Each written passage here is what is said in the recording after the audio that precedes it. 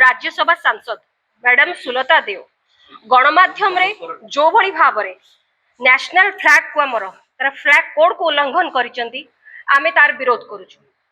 आमर राष्ट्रीय दलर राष्ट्रीय सभापति जो प्रकार भाव में व्यक्तिगत को से स्खलन कर व्यक्तित्व को ता अक्षमणीय। आमे राष्ट्रीय अध्यक्ष निहाती भाव में प्रशंसक समर्थक यह आमर भावना को कुठारघात करिछि।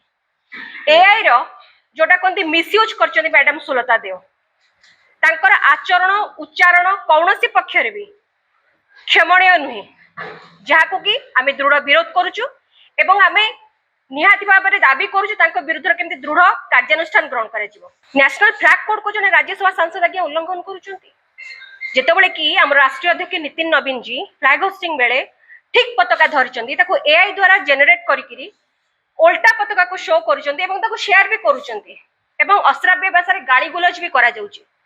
कौनसी पक्षरे भी राज्यसभा सांसदकर अन्य जने राज्यसभा सांसद एभले आक्षेप या क्षमा केबे करा जाय परिबो नाही। तेणु आमे निहाती भाव में दाबी करूछु जे जेहेतु राज्यसभा सांसद तांकर गारिमा को नष्ट करिसंती तांको कठोर दंड विधान करा जाय।